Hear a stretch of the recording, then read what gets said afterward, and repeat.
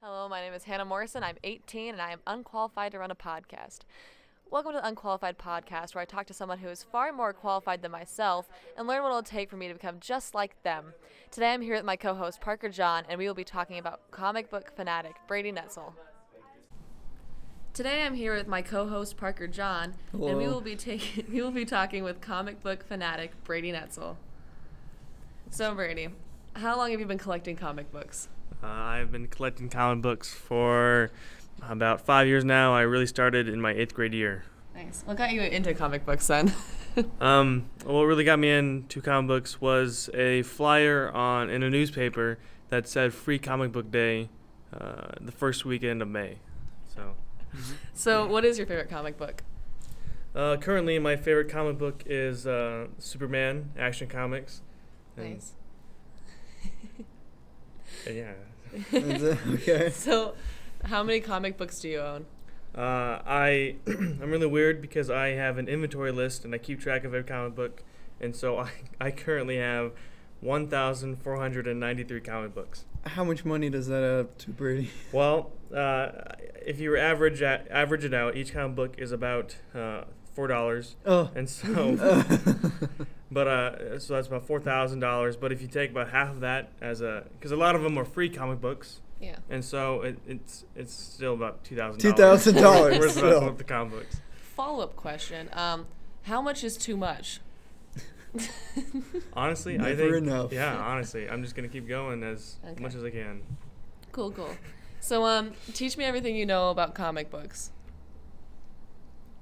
Okay. Right now, please. So you get the book. A lot of pictures. There's some words in there. That's good. A lot of pictures. Like onomatopoeias? Like pow. Yeah. There's a lot of. Well, Man. not lately. It's been Not kind lately. of chill. Trends. Alright. But yeah, those are very prevalent in a lot of them, and a lot of just superheroes in general. That's Yeah. really what a comic book is. So how do you determine what is a quality comic book? I determine it by preference and the art style. I am known to be more of a DC fan, and if you read a Marvel comic compared to a DC comic, you'll understand why. Got him. Oof. And I really enjoy certain superheroes, so like Superman and such. But what really gets me is the artist. Currently, I follow the artists Jim Lee and Tony S. Daniel because they're two of my favorite artists in the comic book industry. And if I don't really like the art, then I'm not going to be interested. Because there's one artist that I don't like at all, which is John Romita Jr. Can't stand his art, and so Yeah. that's why I stay away from him. Yeah. Mm-hmm. Stay away from John. Mm-hmm. Okay. Hate that guy. Romano Jr. Yeah. What a guy. Hate him. Juniors. Junior. Hate juniors. That's how you know when they're bad. Okay. So what do you think makes you an expert on comic books? What sets you apart from Parker and I? Well, for starters, I don't think you guys have over 1,000 comic books in your basement. No? No. Okay, just had to ask. You're making assumptions. I need better friends. No, honestly, I think I'm an expert because I'm the only person I've ever met in the school to have comic books, to my extent. But I don't know. That's my passion is comic books. I've always enjoyed it. That's just what I'm really into, and so I generally feel like I am an expert in it because that's just what I'm very much into. Nice. Do you think we have what it takes to be comic book experts? I honestly do. If you guys ever want to come over to my house, we can just spend an entire evening just reading comic books together. Cataloging. Yeah, Okay. I'd really need friends, guys. It's okay. You have your comic books to keep you Company. friendly. Yeah. Yeah, Thanks, Parker. company. So now that we have all the knowledge we need to take the comic book world by storm, we're ready to move on to the part of the show where the expert and Parker and I are going to answer your questions that we are unqualified to answer. Note that he's still not an expert in these questions. Oh, for sure. Yeah, no, he's not qualified as well. So, first question. What is the true meaning of happiness? Oh, I'm reading a book right now, and it's called The Book of Joy. And it's with the Dalai Lama and Archbishop Desmond Tutu. I don't even know what those words mean. Dalai Lama, he's Well, I know who the Dalai Lama inspirational and adorable old man. is. Yes.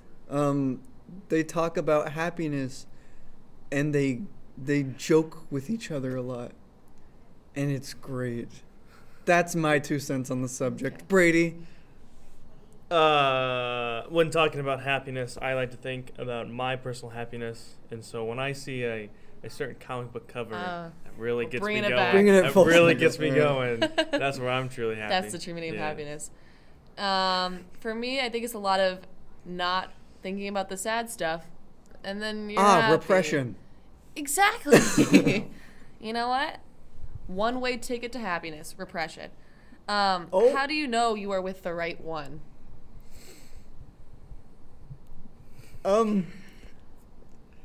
We're in high school, but when they when they hit you upside the head and say, "Hey, I'm the one." When their name is Katie. Oh, that's cute. Oh, for me? No, really? Because Parker's like, his one for me, Katie. Katie. All right. Okay, next one. This isn't an advice question, but it's... I just really need help on my math homework, so if you could help We're not me talking to Dan. No, it just says, describe your most vivid dream. Oh, my goodness. So, there was one dream where there were like 4 islands, right? And it was all in like a square in container thing. And I was on one of the islands, and it was like a beach island. And there was this turtle that came up from the water in the middle of the islands. And I got on the turtle, and we went to each island, and something played out on each island. But the part that I remember the most is the turtle started to go down, and you wouldn't come back up. And I was still on the turtle. My most vivid dream is me driving my family off of a cliff when I first learned how to drive. Both about death, Brady. Well, you guys are going to hate me, but I'm going to bring it back because a vivid dream that I do recall is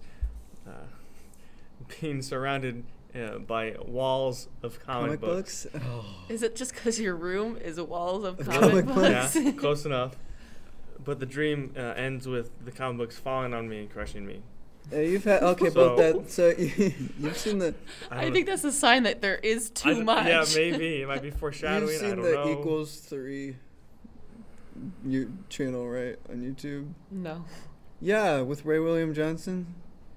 He has the comic book background where he hosts his show. No. Yeah, I'm sure you have at some point. I have no idea what you're talking about. You know what I'm talking about? I would like to say that I have no idea what he's talking about either. I'm glad we're on the same page. So thank you, Brady, for being on the Unqualified podcast and for giving us some background as to why you're qualified in the discussion of comic books. And thank you for listening. No. Okay, no, stop. I think I know his favorite.